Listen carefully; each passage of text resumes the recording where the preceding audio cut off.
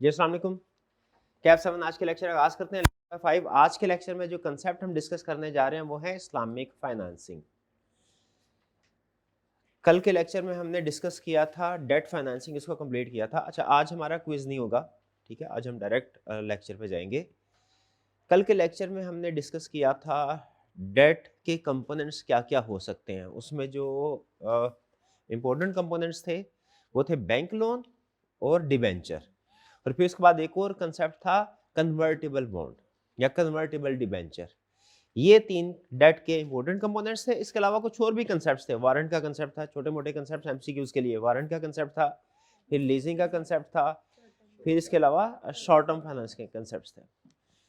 कल के लेक्चर में से कोई क्वेश्चन पूछना चाहते हो तो पूछ लीजिए, कोई भी क्वेश्चन। कोई क्वेश्चन नहीं है? ओके, चलिए। अच्छा, एक असाइनमेंट आपके साथ आज शेयर की जाएगी, वो असाइनमेंट आपने करनी है। उसमें बेसिकली आपसे डिफरेंट सिक्योरिटीज की प्रेजेंट वैल्यू कैलकुलेट करवाई जाएगी, ठीक है। उसमें बेसिकली कंसेप्ट आपसे ये टेस्ट करना है कि क्या आप किसी भी सिक्योरिटी की वैल्यू को कैलकुलेट कर सकते हैं। कर सकते हैं हम? क्या तरीकाकार है किसी भी सिक्योरिटी, किसी भी एसेट की, खासतौर पे किसी भी सिक्योरिटी, चाहे शेयर हो चाहे डिबेंचर हो, उसकी अगर आपने आज की वैल्यू कैलकुलेट करनी है, टुडेज वैल्यू, तो उसका क्या तरीकाकार है, फार्मूला क्या है? Present value of all cash flows, ठीक है। जितने भी फ्यूचर में कैश फ्लोज होंगे उन सब की प्रेजेंट वैल्यू कैलकुलेट करनी, ठीक है। और हमने ये डिस्कस किया था, उसमें ऑपरेटिंग कैश फ्लो भी शामिल होते हैं, उसके बाद टर्मिनल कैश फ्लो भी शामिल होता है। शाबाश। और कोई क्वेश्चन नहीं आपका? चलिए। अच्छा, अब आज का लेक्चर हमें क्या, ये बेसिकली लर्निंग ऑब्जेक्टिव है हमारा 5। लर्निंग ऑब्जेक्टिव 4 थोड़ा सा हटके है, उसमें मैंने कल के लेक्चर के लिए रखा है, वो कल के लेक्चर के साथ हम उसको जोड़ेंगे। आज का लेक्चर है क्या बेसिकली, देखिए वो कहता है शेयर्स के बारे में आपने पढ़ लिया, ओके, अच्छी बात है। ऑर्डिनरी शेयर होते हैं, प्रेफरेंस शेयर होते हैं, गुड। डेट के बारे में स्टडी कर लिया, अच्छी बात है। बैंक लोन है, दो बड़ी टाइप्स के है, बैंक लोन है और बॉन्ड या डिबेंचर है। अंडरस्टैंडिंग है हमें? गुड। कहता है लेकिन दुनिया में एक और टाइप ऑफ फाइनेंसिंग जो है by the passage of time, ठीक है, वो ग्रो कर रही है, वो है इस्लामिक फाइनेंसिंग। ये खास तौर पे 2008-9 का क्रेडिट क्राइसिस हुआ था।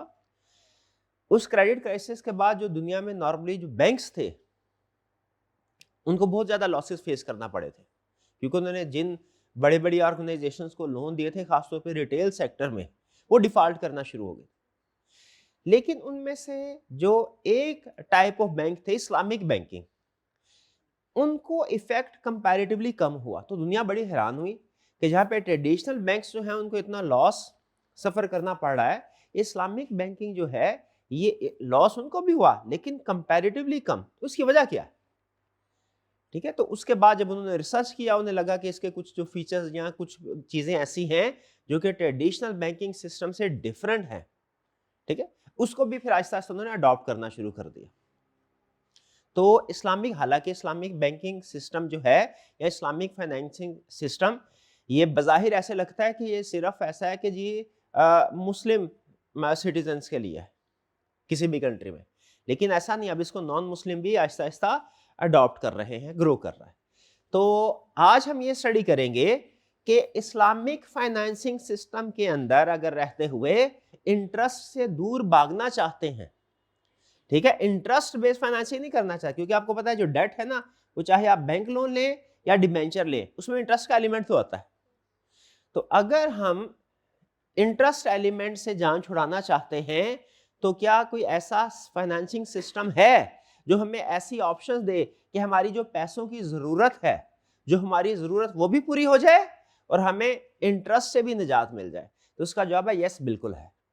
और आज के लेक्चर में हम यही कंसेप्ट स्टडी करने जा रहे हैं कि इस्लामिक फाइनेंसिंग सिस्टम में कौन कौन सी ऐसी ऑप्शंस हैं जिनमें हमारी फाइनेंसिंग नीड्स भी पूरी हो जाएंगी और हमें इंटरेस्ट भी नहीं लेना देना पड़ेगा। ये मेन कंसेप्ट, ठीक है।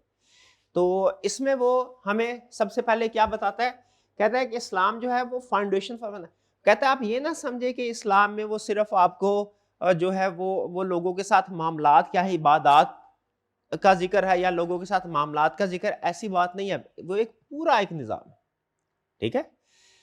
उसमें क्या हमें ऐसी ऑप्शंस दी गई हैं कि जिसमें फाइनेंसिंग से रिलेटेड, फाइनेंशियल सिस्टम से रिलेटेड गाइडेंस मौजूद है? बिल्कुल मौजूद है। तो सबसे पहले वो उसने हमें यह बताया है कि जो फाउंडेशंस हैं इस्लाम की वो है अकीदा, शरिया और अखलाक।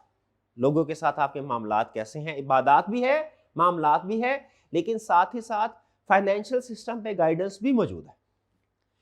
फिर वो कह रहा है prohibited elements in Islamic finance. Islamic finance के अंदर कौन कौन से एलिमेंट्स प्रोहिबिटेड हैं, मना है। सबसे पहली चीज रिबा यानी इंटरेस्ट। ठीक है, अरबी का लफ्ज रिबा, इसका मतलब क्या है, इंटरेस्ट। कहता है इंटरेस्ट लेना और इंटरेस्ट देना, ये पहले चीजें जो मना है इसलिए आपको बताई जा रही हैं क्योंकि आगे चल के जो आपने प्रिंसिपल या ऑप्शंस पढ़े हैं ना इस्लामिक फाइनेंसिंग ऑप्शन, उनमें आप नोट कीजिएगा उनमें से इनमें से कोई एक चीज भी नहीं होगी, एक चीज भी नहीं होगी। तो आपको असूल सिखाने से पहले वो ये बाउंड्री लाइन सेट कर रहा है कि जो मैं इस्लामिक फाइनेंसिंग ऑप्शन आपको बताऊंगा उसमें कौन कौन सी चीजें नहीं होगी, कौन कौन से एलिमेंट नहीं होंगे, क्योंकि अगर ये एलिमेंट हुए तो फिर वो इस्लामिक फाइनेंसिंग सिस्टम नहीं रहेगा। पहला एलिमेंट रिबा, कह रहा है इंटरेस्ट तो बिल्कुल भी नहीं होगा ना। प्रॉफिट की इजाजत है इस्लाम में, ठीक है, प्रॉफिट वो जितना आप अर्न करना चाहते हैं, जितना भी जो हालात के मुताबिक है वो अर्न कर सकते हैं, मुनासिब प्रॉफिट, लेकिन इंटरेस्ट एलिमेंट शामिल नहीं होगा। पहला असूल क्लियर हो गया इस्लामिक फाइनेंसिंग का, नो इंटरेस्ट। दूसरा असूल क्या है, गरर, अनसर्टेनिटी, अनक्लियर, कॉन्ट्रैक्ट। जब आप लोगों के साथ टर्म्स एंड कंडीशन तय कर रहे होंगे, कॉन्ट्रैक्ट तय कर रहे होंगे, उसमें अनसर्टेनिटी नहीं होगी, उसमें अनसर्टेनिटी नहीं होगी। बल्कि ये कंसेप्ट अगर आपको याद हो ना तो आपने कॉन्ट्रैक्ट एक्ट में भी स्टडी किया हुआ है कि किसी भी एग्रीमेंट में अनसर्टेनिटी नहीं होगी, क्योंकि अनसर्टेनिटी से डिस्प्यूट अराइज होते हैं। जब आप दो पार्टीज के दरमियान में कोई चीज क्लैरिटी के साथ एग्री नहीं होती, तो जब डिस्प्यूट राइज होता है, पार्टी ए कहती है मैं तो ये समझा था, पार्टी बी कहती है मैं तो ये समझा था। तो दो असूल हमने पढ़ लिया। पहला असूल क्या है इस्लामिक फाइनेंसिंग का, इंटरेस्ट नहीं होगा। दूसरा असूल क्या है, अनसर्टेनिटी नहीं होगी, ठीक है। तीसरा असूल मैसिर, गैम्बलिंग, स्पेकुलेशन, ये भी नहीं होगी। बल्कि ये भी हमने लॉ में भी पढ़ा कि गैम्बलिंग कॉन्ट्रैक्ट्स जो होते हैं वो अलाउड, वो वाइड एग्रीमेंट होते हैं, वो अलाउड नहीं होते, यानी जुआ, इसकी इजाजत नहीं होगी। अगर हमने इस्लामिक फाइनेंसिंग में कोई ऐसी टर्म तय कर ली जिसमें कोई ऐसा वो क्लोज टू गैम्बलिंग हुई, तो उसकी इजाजत नहीं है। इंटरेस्ट की इजाजत नहीं, अनसर्टेनिटी की इजाजत नहीं, गैम्बलिंग या स्पेकुलेशन की इजाजत नहीं। और तीसरी चीज क्या है कि फाइनेंसिंग में आप जो, अगर आगे चल के हम पढ़ेंगे फाइनेंसिंग में, एक तो ये है ना कि हम बैंक से ये कहते हैं कि हमें पैसे दे दो, बाज़ बात ऐसा होता है पैसों की बजाय चीजें लेते हैं, जैसे गाड़ियां लीज करवाते हैं बैंक से। तो वो कहता है फाइनेंसिंग के अंदर आप किसी ऐसी प्रोडक्ट को डील नहीं करेंगे, ऐसी प्रोडक्ट हासिल करने के लिए फाइनेंसिंग नहीं दी जाएगी जो कि हराम प्रोडक्ट है, जिसकी इस्लाम में इजाजत नहीं है। सिर्फ हलाल प्रोडक्ट्स के लिए ही फाइनेंसिंग प्रोवाइड की जाएगी। ये चार बड़े असूल हैं, इंटरेस्ट नहीं, अनसर्टेनिटी नहीं, गैम्बलिंग नहीं, और अनलॉफुल चीजें या जो हराम चीजें हैं जिनकी जैसे क्या, जैसे ये हाँ नशा वगैरह की चीजें, बिल्कुल। हाँ जी, ये एलिमेंट्स क्लियर हो गया आपको इस्लामिक फाइनेंसिंग के। ओके, चलिए इनको अच्छे तरीके से जहन में रखिए, क्योंकि आगे चल के ना इनकी एप्लीकेशन होगी। जब डिफरेंट ऑप्शंस को हम डिस्कस कर रहे होंगे तो उसमें आप ये देखेंगे कि उनमें खास तौर पे इंटरेस्ट को सामने रखते हुए, इंटरेस्ट को एक्सक्लूड के, बाकी चीजें भी है ठीक है, लेकिन खास तौर पे इंटरेस्ट के साथ कुछ कंसेप्ट रिलेट होते हैं हम आगे आगे फ्यूचर स्टडी के, इसलिए इनको पहले क्लियर करना जरूरी था। डन, आगे चले। ओके, फिर categories of Islamic mode of financing. Islamic mode of financing की डिफरेंट कैटेगरीज क्या है, कहते हैं तीन तरह की कैटेगरीज है। एक पार्टिसिपेटरी फाइनेंसिंग, दूसरा ट्रेड बेस्ड फाइनेंसिंग, और तीसरा क्या है, rental based financing. Participatory financing क्या है, पार्टिसिपेटरी फाइनेंसिंग ये है कि दो पार्टीज इन्वॉल्व हैं और वो दोनों ही बिजनेस चला रही हैं, दोनों ही बिजनेस के मालिक, यानी समझ लीजिए पार्टनरशिप। पार्टिसिपेटरी का मतलब क्या है, एक तरह के पार्टनरशिप है, दोनों पार्टी, यानी पार्टनर। बिजनेस चलाने के लिए किन चीजों की जरूरत होती है, दो बड़ी चीजों की जरूरत है। नंबर वन, स्किल हो आपके पास, नंबर टू, फाइनेंस हो, कैपिटल हो, ठीक। तो पार्टिसिपेटरी में क्या होता है कि वो पार्टनर्स हैं फाइनेंस ऐड कर रहे हैं, स्किल ऐड कर रहे हैं, बिजनेस कर रहे हैं, और जो प्रॉफिट होगा उसको डिस्ट्रीब्यूट किया जा रहा है। इसको समझ लीजिए ये पार्टनरशिप क्या है। और ये आगे जो उसने दो बताया ना, मुशारका और मुदारबा, ये समझे पार्टनरशिप की टाइप्स हैं। फिर next trade based. Trade based का मतलब ये है कि पार्टनरशिप का रिलेशनशिप नहीं है, वेंडर का रिलेशनशिप है, कस्टमर जो रिलेशनशिप होता है ना, जैसे सप्लायर और कस्टमर्स के दरमियान में, वो रिलेशनशिप है ट्रेड बेस्ड। एक पर्सन दूसरे को कुछ चीजें सेल कर रहा है, कुछ चीजें प्रोवाइड कर रहा है और बदले में उसकी अमाउंट हासिल कर रहा है। जैसे बैंक से अगर मैं ये कहूं कि सर मेरे पास एक आइडिया है, और लेकिन उस आइडिया है बड़ा कामयाब, मुझे पता है मैंने इसके ऊपर काम किया इस प्रोजेक्ट के ऊपर, लेकिन इसको रन करने के लिए मेरे पास पैसे नहीं है। ट्रेडिशनल बैंकिंग में क्या होता है, मैं बैंक के पास जाता हूं, उसे बताता हूं मुझे इस पर्पस के लिए पैसे चाहिए, बैंक मुझे पैसे देगा और मैं हर महीने या हर क्वार्टर के बाद उसको इंटरेस्ट पे करूंगा। यह ट्रेडिशनल बैंकिंग में ऐसे होता है। इस्लामिक फाइनेंसिंग में ऐसे नहीं होगा। क्यों नहीं होगा? क्योंकि हमने इसमें पढ़ा इंटरेस्ट प्रोहिबिटेड है, रिबा फ्री एनवायरनमेंट में काम करना है। अच्छा, अब सुनिए, इस्लामिक फाइनेंसिंग में ऑप्शन क्या हो सकती है, शक्ल क्या निकल सकती है। मैं बैंक के पास जाऊं, मैं कहूं मेरे पास प्रोजेक्ट है, इसके ऊपर काम किया, मुझे पता है प्रोजेक्ट इंशाल्लाह सक्सेसफुल होगा। आप क्या कीजिए, चलाऊंगा मैं, आप पैसा इन्वेस्ट कीजिए, जो प्रॉफिट होगा वो हम आपस में डिस्ट्रीब्यूट कर लेंगे। अब ये एक तरह से पार्टनरशिप की शक्ल है। बैंक का स्टेटस कैपिटल प्रोवाइडर का नहीं है, पार्टनर का है। ठीक है, ये तो हो गया पहली टाइप। दूसरी टाइप क्या, ट्रेड बेस्ड। इसमें क्या, मैं बैंक के पास जाता हूं, मैं कहता हूं भैया मैं बिजनेस नहीं कर रहा, बैंक से क्या कह रहा हूं, बिजनेस नहीं कर रहा। दूसरी एग्जांपल समझिएगा, मैं तो सैलरीड पर्सन हूं, बिजनेस करना भी नहीं चाहता, लेकिन मेरी एक ख्वाहिश है कि मेरे पास एक गाड़ी हो, मैं गाड़ी है पुरानी या मोटरसाइकिल है, गाड़ी लेना चाहता हूं। अब जरा गैस कीजिए, ट्रेडिशनल सिस्टम में क्या होता है भला। ट्रेडिशनल बैंकिंग सिस्टम में बैंक कहता है अच्छा भाई आप मार्केट में जाके सेलेक्ट करें कि कौन सी गाड़ी आपको चाहिए, जो गाड़ी आपको पसंद आएगी, पहले वो देख लेते हैं सैलरी वगैरह की अमाउंट क्या उस लिहाज से, ताकि रिकवरी इंश्योर हो जाए। ये नहीं सैलरी जो है वो 50,000 है और वो कहे जी मुझे बड़ी गाड़ी चाहिए, तो कहेंगे आप सेलेक्ट कीजिए, जो गाड़ी आपको चाहिए होगी उसकी अमाउंट बैठ के हम आपस में, हमारा एक सिस्टम है, कैलकुलेशन होती है, हम आपके साथ मिलके अमाउंट पे करेंगे, आपके बिहाफ पे गाड़ी वाली कंपनी को, वो आपको गाड़ी दे देगी, आपने हर महीने हमें इंस्टॉलमेंट पे करनी है। ये लीजिंग का सिस्टम चलता है। इसमें भी अगर आप देखें तो इफेक्टिवली बैंक का स्टेटस सेलर ऑफ कार का नहीं है, provider of capital, capital provider है। ठीक है, बैंक ने आपको एक तरह से पैसे दिए हैं, दरमियान में एक मिडलमैन का रोल प्ले किया है, पैसे दिए हैं आपको, आपने गाड़ी ली है और अब आपने बैंक को मंथली इंस्टॉलमेंट्स पे करनी है। इंस्टॉलमेंट्स टेक्निकली वो आप लोन को रीपे कर रहे हैं। ठीक है, इसमें भी इंटरेस्ट का एलिमेंट, ट्रेडिशनल सिस्टम में ये होता है, इंटरेस्ट का एलिमेंट आ गया। अब देखिए इस्लामिक फाइनेंसिंग की अल्टरनेटिव क्या है।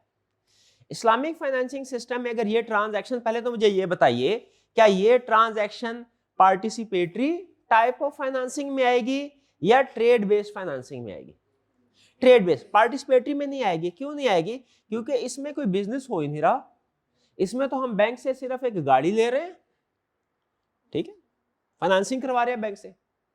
अब इस्लामिक फाइनेंसिंग में देखिए शक्ल कैसे बदल रही है। इस्लामिक फाइनेंसिंग के अंदर ट्रांजैक्शन यही रहेगी, लेकिन बैंक का रोल कैपिटल प्रोवाइडर का नहीं होगा, बल्कि बदल के सेलर का बन जाएगा। क्योंकि याद रखिए, अगर आप किसी को पैसे देते हैं और रिटर्न में उससे ज्यादा पैसे वापस लेते हैं, वो इंटरेस्ट है। लेकिन अगर आप किसी को 10 लाख वाली चीज बेचते हैं और उसके 12 लाख रुपए लेते हैं, आपने 10 लाख रुपए की चीज खरीदी, बिजनेस में ऐसे ही होता है ना, सस्ती चीज खरीद के तो आगे थोड़ा सा प्रॉफिट मार्जिन के बाद महंगी बेचते हैं। मुझे बताइए, अगर कोई पर्सन चीज खरीद के सस्ते दामों थोड़ा हाई प्राइस पे बेचता है, क्या इसमें इंटरेस्ट है कि प्रॉफिट है? प्रॉफिट। प्रॉफिट तो मना नहीं है ना, देखिए वो जो चीजें मना थी प्रोहिबिटेड एलिमेंट्स, उनमें कहीं प्रॉफिट तो नहीं है। अब बैंक क्या करेगा इस्लामिक फाइनेंसिंग, इस्लामिक फाइनेंसिंग में बैंक कहेगा गाड़ी आप पसंद कर लो, लेकिन पहले गाड़ी खुद खरीदेगा। पहले गाड़ी क्या करेगा, खुद खरीदेगा, और आपके साथ जो एग्रीमेंट होगा ना वो फाइनेंस प्रोवाइड करने का एग्रीमेंट नहीं होगा कि मैं ये 50 लाख दे रहा हूं इसे आपने गाड़ी खरीदनी है और हमारे पास नोट करवा दीजिएगा कौन सी गाड़ी खरीदी, कागज हमारे पास जमा करवा दीजिएगा, ऐसा नहीं होगा। बल्कि बैंक क्या करेगा, बैंक वो गाड़ी स्टेप नंबर 1 में खुद खरीदेगा, खुद पूरा पूरा उसका मालिक बन जाएगा, उसके बाद वो गाड़ी आपको सेल करेगा। हाँ, थोड़ा सा मार्जिन ज्यादा रखेगा, और जब बायर और सेलर दोनों बगैर किसी फोर्स के विलफुली एक हायर प्राइस पे एग्री कर जाते हैं तो वो वैलिड है। तो ये जो ट्रांजैक्शन होगी कौन सी होगी, ये इफेक्टिवली सेल परचेज की ट्रांजैक्शन है, ये लोन और उसकी रीपेमेंट की ट्रांजैक्शन नहीं है। स्टार्ट में बैंक ने आपको गाड़ी सेल की और बाद में आपने उस गाड़ी की कीमत अदा की किस्तों में। ट्रांजैक्शन में फर्क समझ आ रहा है। ट्रेडिशनल बैंकिंग सिस्टम में बिजनेस कैसे, बिजनेस के लिए अगर आपको लोन चाहिए तो वो कैसे होता है, और इस्लामिक फाइनेंसिंग सिस्टम में कैसे होता है, वो भी एग्जांपल बता दी। और अगर बिजनेस के लिए नहीं, आपने अपनी किसी जाती जरूरत के लिए लोन, गाड़ी के लिए हो सकता है लोन, घर के लिए लोन हो सकता है, तो उसमें bank traditional Islamic financing system traditional system को कैसे रिप्लेस कर रहा है, वो भी एग्जांपल समझ आ गई आपको। बैंक का रोल फिर उसमें क्या होता है, सेलर का रोल, कैपिटल प्रोवाइडर का रोल नहीं होता। और फिर है रेंटल बेस। रेंटल बेस का मतलब क्या है, सिंपल, किराए पे चीजें देना। ठीक है, आपके पास कोई घर, आपने किराए पे दे दिया, रेंटल, सिंपल। ठीक है, ट्रेडिशनल सिस्टम में हम आपने काउंटिंग में भी गालबन पढ़ा होगा, रेंटल एग्रीमेंट्स को लीज का नाम दिया जाता है। ठीक है, एक ऑपरेटिंग लीज है, एक फाइनेंस लीज है, हमने कल भी स्टडी किया था।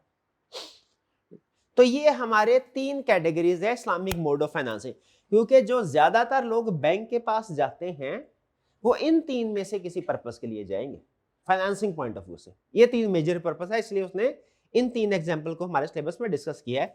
मुझे फिर से क्लियर कीजिए, क्या पार्टिसिपेटरी फाइनेंसिंग क्लियर हो गया, इसका पर्पस क्या है, बिजनेस रन करने के लिए फाइनेंस चाहिए। ट्रेड बेस्ड क्लियर हो गया आपको, सेल परचेज। और फिर इसके बाद रेंटल बेस्ड मतलब किराए पे चीजें, कोई एसेट है वो आपने किराए पे, ये इजारा फाइनेंसिंग। अब कह रहा है इसको हम 1 बाय 1 डिटेल में डिस्कस करेंगे। अगर आप देखें तो इसके बाद जो हमारा लेक्चर चलेगा उसने पार्टिसिपेटरी मोड ऑफ फाइनेंसिंग को एक्सप्लेन किया है, फिर क्या किया है, ट्रेड बेस्ड फाइनेंसिंग को, और फिर इसके बाद क्या है, रेंटल बेस्ड फाइनेंसिंग। तो पहले स्टार्ट करते हैं हम पार्टिसिपेटरी मोड ऑफ फाइनेंसिंग। किसी हद तक मैं आपके साथ डिस्कस कर चुका हूं इसको। पार्टिसिपेटरी मोड ऑफ फाइनेंसिंग में 2 एग्जांपल्स हैं, एक है मुशारका, एक है मुदारबा। मुशारका मतलब शराकतदारी।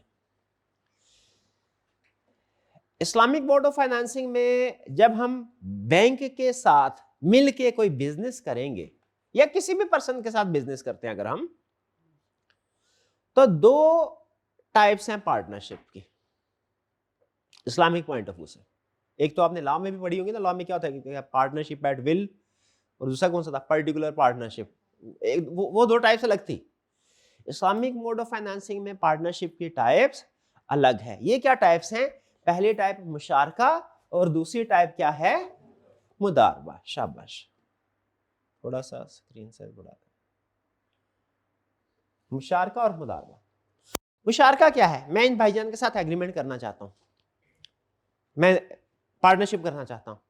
भाई ऐसा है कि हम मिलके एक शॉप ओपन करते हैं, ठीक है, मोटरसाइकिल खरीदेंगे और फिर बेचेंगे। अब अगर तो पार्टनर ए पैसे भी ला रहा है और बिजनेस में पार्टिसिपेट भी करेगा, और पार्टनर बी पैसे भी ला रहा है और वो भी बिजनेस में पार्टिसिपेट भी करेगा, जब दोनों पार्टनर्स मिलके बिजनेस कर रहे हो, दोनों ही कैपिटल भी इन्वेस्ट कर रहे हैं, दोनों अपनी स्किल भी इन्वेस्ट कर रहे हैं, तो इसको कहते हैं मुशारका। ठीक, इसको हम क्या कहते हैं, इसमें खास तौर पे जो कैपिटल, जो पैसे हैं ना, वो दोनों पार्टीज के लगे होते हैं। ठीक, और अमूमी तौर पे बिजनेस में जो पार्टिसिपेशन है वो भी दोनों पार्टीज करती हैं या कर सकती हैं। बाज़ का साइलेंट पार्टनर का कंसेप्ट भी होता है कि कुछ पार्टनर बिजनेस को मैनेज कर रहे हैं, कुछ घर बैठे हुए हैं। लेकिन मेन कंसेप्ट क्या है? बिजनेस में पैसे की इन्वेस्टमेंट दोनों पार्टीज करेंगी। डन? ये है मुशारका। मुदारबा में क्या होगा? एक पार्टी कहेगी मेरे पास स्किल है, पैसा नहीं। दूसरी पार्टी कहेगी मेरे पास पैसा है, स्किल नहीं। अब अगर तो ये दोनों अलग अलग चले तो बिजनेस नहीं होगा, कोई भी नहीं कर सकता। लेकिन अगर दोनों मिल जाए तो फिर क्या होगा? जो पैसे वाली पार्टी है वो कैपिटल इन्वेस्ट करेगी, जो स्किल वाली पार्टी है अपनी स्किल इन्वेस्ट करेगी, बिजनेस होगा। जो भी प्रॉफिट होगा, बताइए प्रॉफिट इक्वली जाना चाहिए कि एग्रीड रेशियो के मुताबिक? एग्रीड रेशियो के मुताबिक।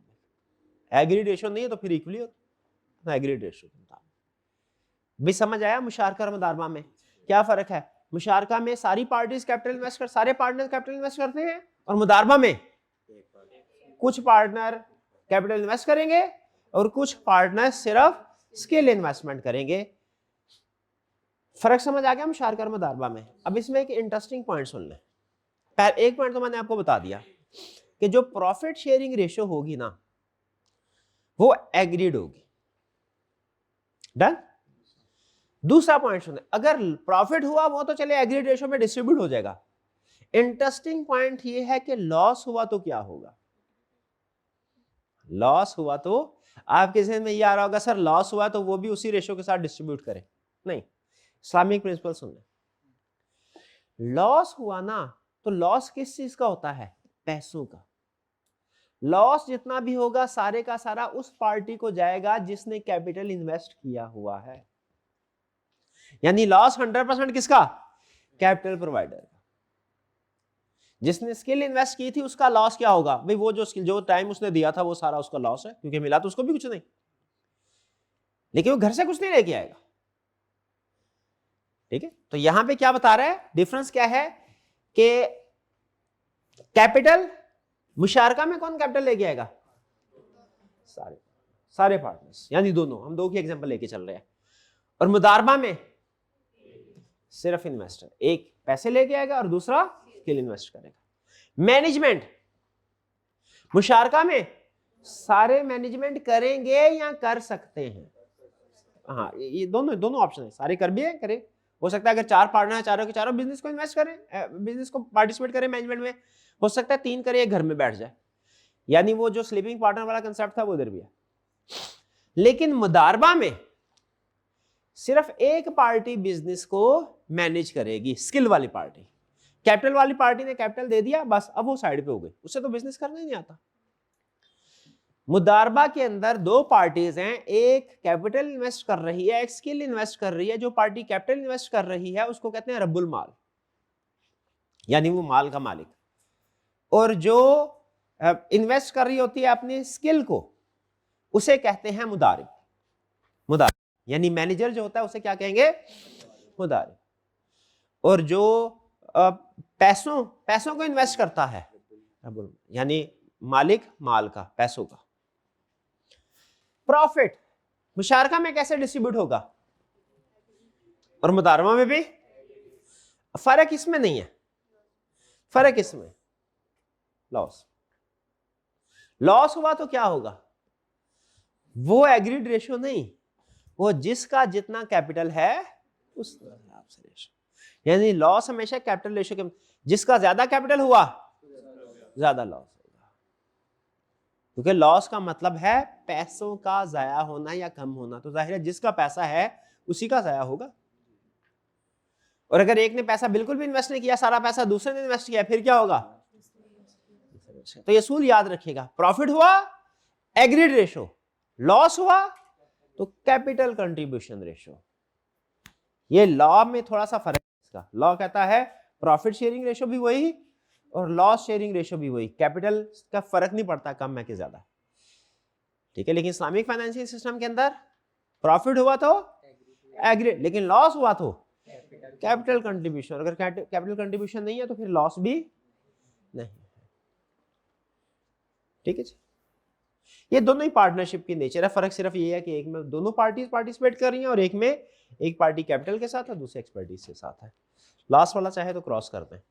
अब मुझे बताइए दोनों टाइप्स ऑफ पार्टनरशिप समझ आ गई आपको, मुशारका और मुदारबा में फर्क। ओके, आगे चलते हैं। कह रहा है मुदारबा की दो टाइप्स हैं, अनरिस्ट्रिक्टिव और रिस्ट्रिक्टिव। यानी मुदारबा में बेसिकली एक पर्सन कैपिटल इन्वेस्ट कर रहा है और दूसरा पर्सन क्या कर रहा है, स्किल इन्वेस्ट। लेकिन इसमें असूल क्या है कि अगर फर्ज कीजिए ये भाईजान स्किल है, मेरा कैपिटल है, मैंने इनको पैसे दे दिए, अब ये बिजनेस चलाएंगे, क्या इनकी मर्जी है जैसे मर्जी बिजनेस चलाए, जो मर्जी एक्टिविटी करे? ये क्या सर आजकल हालात खराब है, चर्स बेचने में प्रॉफिट है, चर्स बेचते हैं, ऐसा नहीं कर सकते। ठीक है, अगर मैं इनको भाई जो चीजें इलीगल है या जो चीजें जो है जिनकी इस्लाम ने इजाजत नहीं दी वो तो एग्री करे या ना करे, वो अंडरस्टूड है कि वो ट्रांजैक्शन नहीं कर सकते। लेकिन जो हलाल एक्टिविटीज है ना, उनके अंदर भी हमारी मर्जी है। जैसे फर्ज कीजिए मैंने इनसे ये कहा भाई बिजनेस कर रहे हैं, लेकिन याद रखें दो ऑप्शन है। पहली ऑप्शन मैंने इनको कहा किसी भी हलाल एक्टिविटी में बिजनेस एक्ट कर लें, प्रॉफिट आना चाहिए, जो भी हलाल एक्टिविटी आप मुनासिब समझे कर। मैंने कोई रिस्ट्रिक्शन अप्लाई नहीं की इनके ऊपर, एक ऑप्शन ही। दूसरी ऑप्शन क्या है मुदारबा में कि मैंने इनको कैपिटल दिया, इनको कह रहा हूं भाई हलाल बिजनेस वैसे तो बहुत से हैं, लेकिन हमने सिर्फ मोटरसाइकिल सेल परचेज का बिजनेस करना है, इसके अलावा और कोई बिजनेस एक्टिविटी नहीं करनी। ठीक है, प्रॉपर्टी की सेल परचेज की अगर ऑप्शन हुई भी ना कोई, तो वो वाला काम हमने नहीं करना। हालांकि है दोनों हलाल एक्टिविटीज में, लेकिन अगर उनमें भी हम स्पेसिफाई कर दे कि हमारा बिजनेस सिर्फ ये एक्टिविटी परफॉर्म करेगा, तो उसका मतलब हमने रिस्ट्रिक्शन अप्लाई कर दी। तो मुदारबा जो है इसकी दो फर्दर टाइप्स है, एक अनरिस्ट्रिक्टेड और एक रिस्ट्रिक्टेड। अनरिस्ट्रिक्टेड क्या है कि कोई भी हलाल एक्टिविटी में बिजनेस कर सकता है, जो मुदारिब है वो किसी भी हलाल एक्टिविटी में बिजनेस कर सकता है।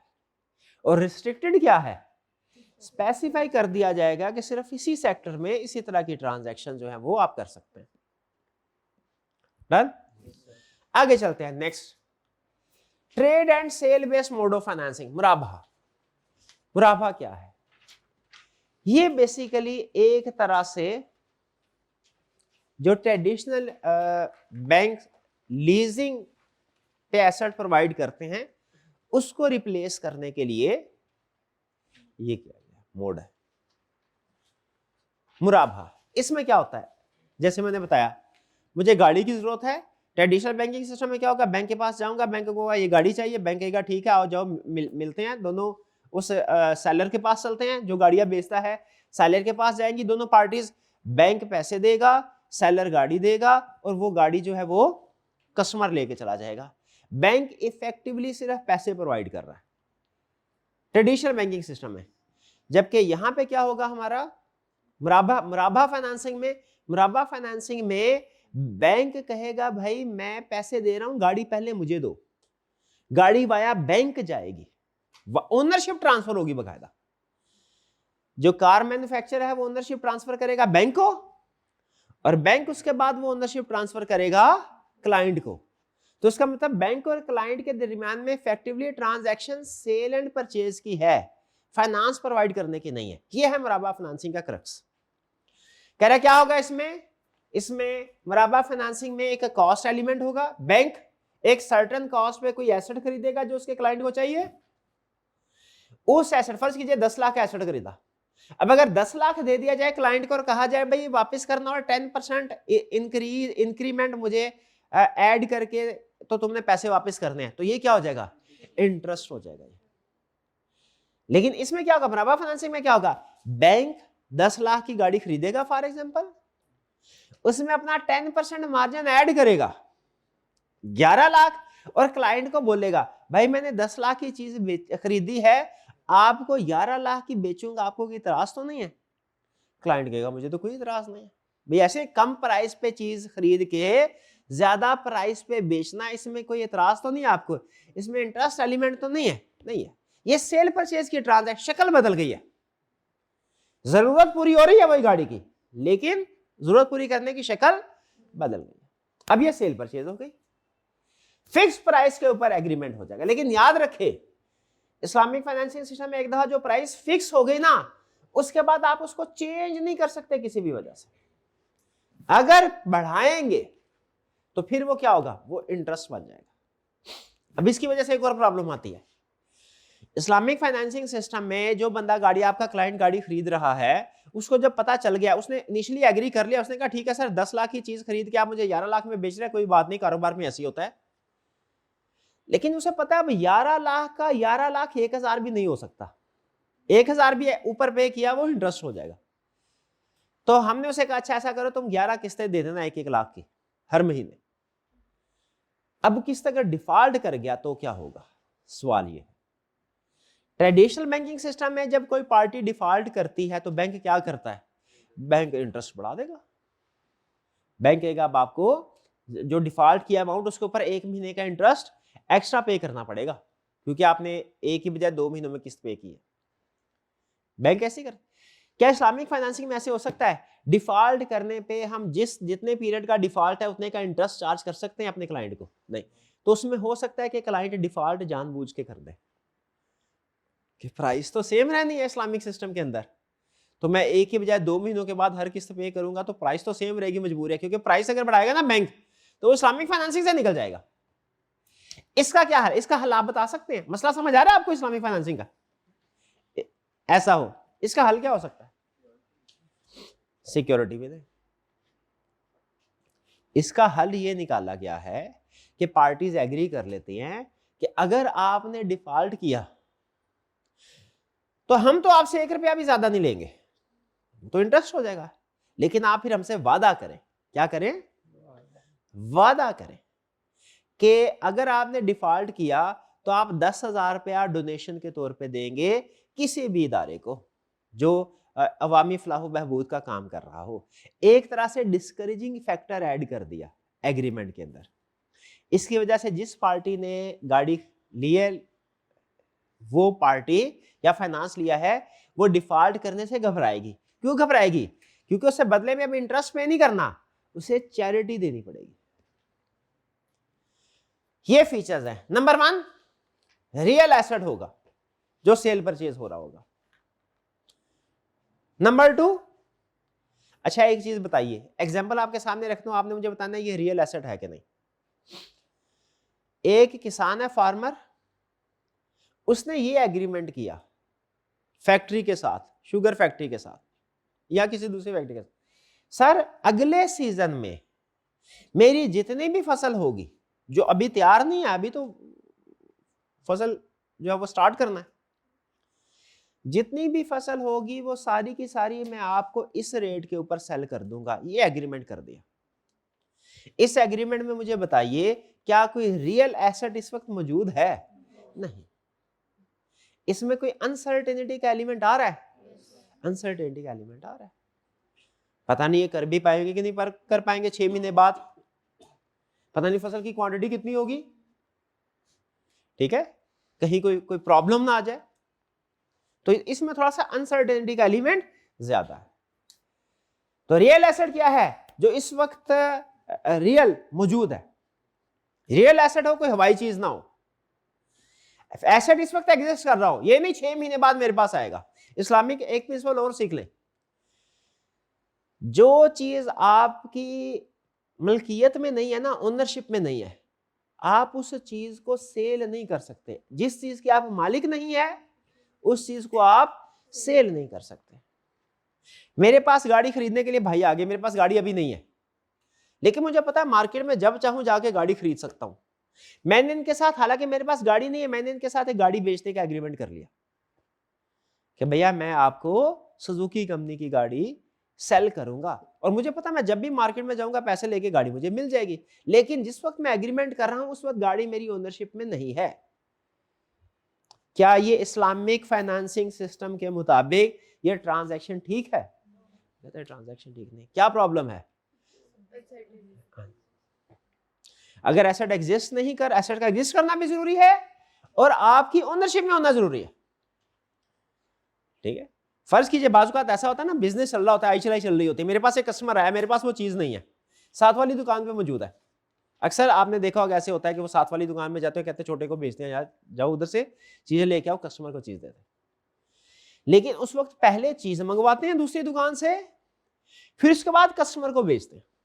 अगर कस्टमर के साथ मैं बेचने का एग्रीमेंट पहले कर लूं, मेरे पास एक चीज प्रोडक्ट नहीं है, कस्टमर ने कहा सर मुझे फॉर एग्जांपल एसी चाहिए 1.5 टन का, इस कलर का चाहिए, वो कलर मेरे पास दुकान में मौजूद नहीं है, साथ वाली दुकान में मौजूद है।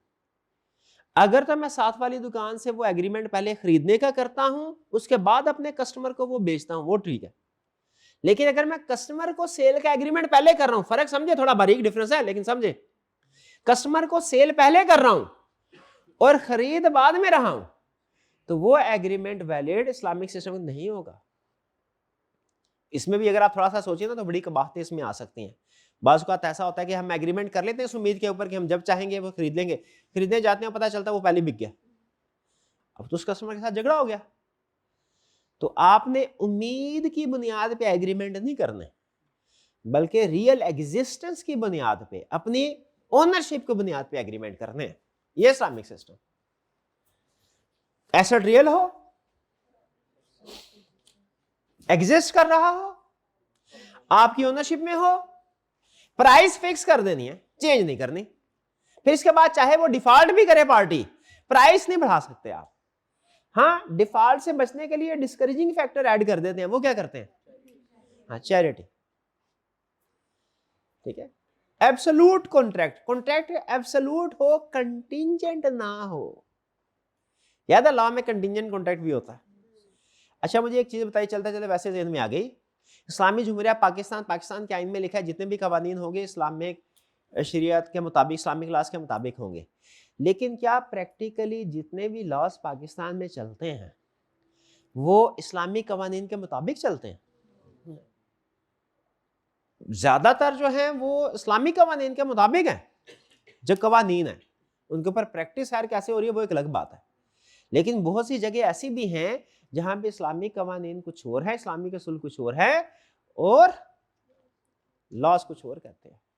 इस सूरत हाल में मेरी आपको एक एडवाइस है एक सीनियर की हैसियत से, कि जब कोई एग्रीमेंट वगैरह कर रहे हो ना, जिंदगी में कोई भी एग्रीमेंट कर रहे हो, ठीक है, देखिए 2-3 लोग होते हैं, कहीं बिजनेस कर रहे हो ना आप, 2-3 लोगों के साथ वाकफियत आपकी होनी चाहिए, अच्छी बात है।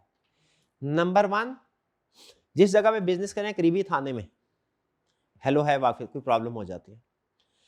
नंबर 2, टैक्स वाले के साथ, जो बिजनेस के जितने भी हर ट्रांजैक्शन जो है ना वो हम टैक्स वाले से बार बार पूछते हैं, ये टैक्स पॉइंट ऑफ व्यू से बताइए ये पेमेंट हमें कैश में करनी चाहिए कि बैंकिंग चैनल से करनी चाहिए, इस पार्टी से खरीदे कि उस पार्टी से खरीदे, हर ट्रांजैक्शन।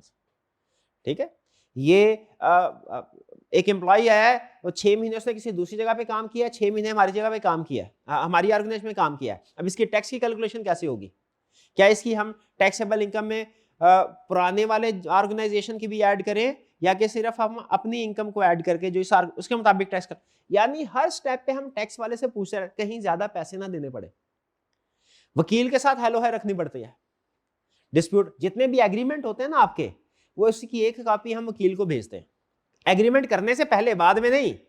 कोई प्रॉपर्टी खरीदनी है, एम्प्लॉयमेंट का कॉन्ट्रैक्ट करना है, सेल परचेज है, वो सारे वो बताते हैं हमें कि यहाँ पे आपकी पोजीशन वीक है, इसको ऐसे चेंज कर ले। तो जब हर ट्रांजैक्शन से पहले, हर बड़ी ट्रांजैक्शन से पहले टैक्स कंसल्टेंट से पूछ रहे हैं, हर एग्रीमेंट करने से पहले लॉयर से पूछ रहे हैं, तो उसी तरह हर ट्रांजैक्शन एग्रीमेंट से पहले किसी मुफ्ती हजरात से भी पूछ लेना चाहिए, मुफ्तियाने कराम से, किसी ना किसी एक, जो भी आपको लगता है कि नॉलेजेबल पर्सन है, आपके बिजनेस को समझता है, ठीक है, फाइनेंस में भी उसकी ग्रिप है, ठीक है, उसका नंबर अपने पास रखें और जो बड़ी ट्रांजैक्शन है उसके ऊपर उनसे पॉइंट ऑफ व्यू पूछ लें, क्योंकि लीगल सिस्टम भी कंप्लायंस भी जरूरी है लेकिन शरिया कंप्लायंट होना भी जरूरी है। बहरहाल तो हम बात कर रहे थे एब्सोल्यूट कॉन्ट्रैक्ट, तो लॉ ये कहता है, बात यहां से चली थी, लॉ ये कहता है कंटिंजेंट कॉन्ट्रैक्ट अलाउड है, याद है पढ़ा था हमने बिजनेस लॉ में। लेकिन इस्लामिक फाइनेंशियल सिस्टम क्या कहता है, कॉन्ट्रैक्ट एब्सोल्यूट होना चाहिए, कंटिंजेंट नहीं, एब्सोल्यूट। अब ये सारे फीचर समझ आ गया आपको मुराबा के, मुराबा सिस्टम भी समझ आ गया। सम अप कीजिए, मुराबा सिस्टम क्या है, ये बेसिकली इसमें बैंक हमें पैसे प्रोवाइड नहीं कर रहा कि हम आप पैसे दे और हम अपनी जरूरत पूरी कर ले, नहीं। अगर गाड़ी चाहिए बैंक क्या करेगा, गाड़ी खरीद के हमें गाड़ी सेल करेगा, घर चाहिए तो बैंक क्या करेगा, घर खरीद के हमें घर सेल करें, ठीक है। वो बैंक के पास जाते हैं, घर चाहिए सर, कहेगा अच्छा कितने स्क्वायर फुट का चाहिए, फॉर एग्जांपल 1000 स्क्वायर फुट का चाहिए, तो बैंक पता क्या करेगा, वो 1000 स्क्वायर फुट का घर खरीदेगा, हर महीने आपको 1-1 फुट घर बेचेगा, 5-5 फुट घर बेचेगा। अब थोड़ी ये ट्रांजैक्शन अजीब लग रही होगी, लेकिन बैंक क्या करता है, थोड़ा थोड़ा घर, हर जितनी किस्त दी उतना घर आपको बेच दिया उसने। वो बेसिकली सेलर का रोल प्ले करता है फाइनेंस, इस्लामिक फाइनेंसिंग में। ट्रेड एंड सेल बेस भी क्लियर। आगे चलते हैं, लास्ट टाइप क्या है हमारी, rental based mode of financing, इजारा यानी रेंटल, ठीक है। ये भी लीजिंग से मिलता जुलता कंसेप्ट है। इजारा में क्या होगा, लेकिन ये लीजिंग से डिफरेंट है। हमें जनरेटर चाहिए, for example traditional banking system में जाएंगे हम, बैंक हमें लोन देगा, हम उससे जनरेटर खरीदेंगे, किस्तें पे करेंगे, इंटरेस्ट भी पे करेंगे। लेकिन इस्लामिक फाइनेंसिंग सिस्टम में ऐसा नहीं है। अब हम बैंक के पास जाएंगे, बैंक से कहेंगे सर हमें जनरेटर चाहिए, पैसे दें, बैंक कहेगा पैसे नहीं मिलेंगे, ये ट्रेडिशनल बैंकिंग सिस्टम थोड़ी है, आपको हम चीज खरीद के देंगे। अब जरा फर्क समझिएगा, इजारा में और मुराबा में, अगर बैंक वो जनरेटर खुद खरीद के हमें बेच देता है, सेल का एग्रीमेंट करता है, मुराबा, शाबाश। और अगर बैंक वो खरीद के हमें किराए पे देता है, वो इजारा होगा, वो इजारा होगा। फर्क समझ आ रहा है? इजारा में क्या होगा, हम एसेट यूज करेंगे और बैंक को हर महीने हम उसका रेंट अदा करते रहेंगे। जरा बताइए इसमें रिस्क एंड रिवार्ड किसके हैं वाला, और याद रखिए इजारा ऑपरेटिंग लीज होगा हमेशा, फाइनेंस लीज नहीं होगा। फाइनेंस लीज, क्योंकि फाइनेंस लीज में तो ओनरशिप ट्रांसफर हो जाती है, यहां पे नहीं होगा। यानी ट्रेडिशनल सिस्टम में आप देखें ना, उसमें आपको दो तरह की लीज मिलेंगी, ऑपरेटिंग लीज और फाइनेंस लीज। लेकिन इस्लामिक सिस्टम में एक ही तरह की लीज है, क्या, ऑपरेटिंग। वो कहते हैं आपकी लीज टर्म अगर 5 साल की है ना, 5 साल के एंड पे आप चाहें तो उस पार्टी को एसेट बेच सकते हैं। यानी 5 साल बाद हमने कहा सर अब जनरेटर जो है ना, अब हमारी जरूरत पूरी हो गई है, बैंक कहेगा अच्छा मैंने जनरेटर का क्या करना, और खासतौर पर पुराना जनरेटर है, मेरे पास कोई दूसरी पार्टी जनरेटर वाली आई भी तो वो कहेगी मुझे तो नया जनरेटर लेके दो, तो चलो आप ही इसको खरीद लो। खरीदने का एग्रीमेंट कर सकते हैं, लेकिन असूल याद रखिए, अगर सेल का एग्रीमेंट करते हैं वो अलग एग्रीमेंट होगा, इंडिपेंडेंट एग्रीमेंट होगा, दोनों एग्रीमेंट इकट्ठे नहीं कर सकते। इजारा का एग्रीमेंट और सेल का एग्रीमेंट इस्लामिक प्रिंसिपल्स के मुताबिक क्या होगा, अलग अलग। फाइनेंस लीज में क्या होता है, एक ही एग्रीमेंट के अंदर आप लीज की टर्म्स भी तय करते हैं और उसी एग्रीमेंट के अंदर आप ये ऑप्शन भी उसको दे देते हैं कि भाई लीज टर्म के एंड पे आपने इसको खरीदना है तो खरीद लेना। लेकिन इस्लामिक सिस्टम में क्या होगा, सिर्फ ऑपरेटिंग लीज। अगर आपने ट्रांसफर करना भी है उसको एसेट बेस, तो क्या करना पड़ेगा, अलग एग्रीमेंट। आइए देखते हैं वो क्या कहता है। कहता है इजारा में क्या होगा, ये एक तरह से लीज का अल्टरनेट है, लेकिन इसमें रेंटल पेमेंट देते हैं, ट्रेडिशनल लीज को सब्स्टिट्यूट करने के लिए रेंट पेमेंट करेंगे। ओनरशिप किसके साथ रहेगी, एसर के पास। ठीक, फीचर क्या है, रिस्क एंड रिवार्ड किसके है, लेसर के, ये पार्टी है लेसर। ठीक है, अगर सेल करना भी है तो क्या कर सकते हैं, यस, लेकिन वो सेल का एग्रीमेंट अलग होगा, सेपरेट होगा। इजारा एग्रीमेंट के अंदर सेल एग्रीमेंट की टर्म तय नहीं होगी, यानी इजारा की ट्रांजैक्शन अलग है, सेल की ट्रांजैक्शन अलग है। क्या इसको टर्मिनेट कर सकते हैं, 5 साल की लीज थी 3 साल बाद खत्म कर सकते हैं, म्यूचुअल एग्रीमेंट के साथ कर सकते हैं। और लास्ट कंसेप्ट कह रहे इजारा और कन्वेंशनल लीज में फर्क क्या है। और आप जब देखेंगे ना तो आपको लगेगा कि ये डिफरेंस वही है लगभग जो ऑपरेटिंग लीज और फाइनेंस लीज में। इजारा आपको पता है ऑपरेटिंग लीज है ना, उसका सब्स्टिट्यूट है। ओनरशिप इजारा में किसके पास होगी, लेसर के पास। और कन्वेंशनल में पॉसिबल है कि आप लेसी को ट्रांसफर कर सकते हैं। रिस्क एंड रिवार्ड इजारा में किसके पास है, और कन्वेंशनल लीज में लेसी के पास, अगर फाइनेंस लीज है, इसको आपने एज्यूम करना है finance lease. Sale and lease back, conventional में एक ही एग्रीमेंट में दोनों सेल भी और लीज बैक, लीज भी सेल भी, इसको एग्री कर सकते हैं। लीज और सेल की ट्रांजैक्शन एक ही एग्रीमेंट में तय हो सकती हैं ट्रेडिशनल में, लेकिन इस्लामिक फाइनेंसिंग सिस्टम में क्या होगा? सेपरेट। पेनल्टी, कन्वेंशनल में अगर डिफॉल्ट करते हैं आप तो पेनल्टी आपको किसको प्रोवाइड करनी पड़ती है? बैंक को, या जिससे भी आपने लीज पे एसेट लिया, वो उसकी अदर इनकम बन जाती है। लेकिन इस्लामिक सिस्टम के अंदर चैरिटी दी जाएगी, वो उसकी अदर इनकम नहीं बनेगी, वो एक थर्ड जो नॉट फॉर प्रॉफिट ऑर्गेनाइजेशन है उसकी कोई चैरिटी पर्पस के लिए डोनेशन दे दी जाएगी। डन जी, ये था हमारा आज का लेक्चर। तो जरा क्विक राउंड अप करते हैं, आज के लेक्चर में हमने क्या सीखा? आज के लेक्चर में हमने सीखा कि इस्लामिक फाइनेंसिंग सिस्टम क्या है, यानी हमारी किसी भी बिजनेस की या इंडिविजुअल्स की अगर फाइनेंसिंग नीड है, पैसों की जरूरत है, तो इस्लामिक असूलों के मुताबिक कैसे पूरी की जा सकती है। मुख्तलिफ तरीके उसने हमें बताए, डिपेंड करता है नीड किसकी है। बिजनेस के लिए पैसे चाहिए, इंडिविजुअल कैपेसिटी में पैसे चाहिए, चीज चाहिए, जरूरत क्या। सबसे पहले उसने हमें बताया कि इस्लाम जो है वो सिर्फ ऐसा नहीं है कि वो इसमें सिर्फ इबादत हैं, मामलात है, उसमें आपके बिजनेस को सपोर्ट करने के लिए या इंडिविजुअल लेवल पे फाइनेंशियल नीड्स को भी, उनका भी सोल्यूशन प्रोवाइड किया गया है। अब उनका क्या सोल्यूशन प्रोवाइड किया गया है, ये उसने सिस्टम हमें बताया है। बेसिक रूल्स क्या है सिस्टम के? नंबर 1, इस्लामिक सिस्टम के अंदर इंटरेस्ट नहीं है। नंबर 2, अनसर्टेनिटी नहीं है, गैम्बलिंग नहीं है, और जिन चीजों को इस्लाम ने मना किया है, ठीक है, जैसे नशे वाली चीजें, उनमें डीलिंग आप नहीं कर सकते।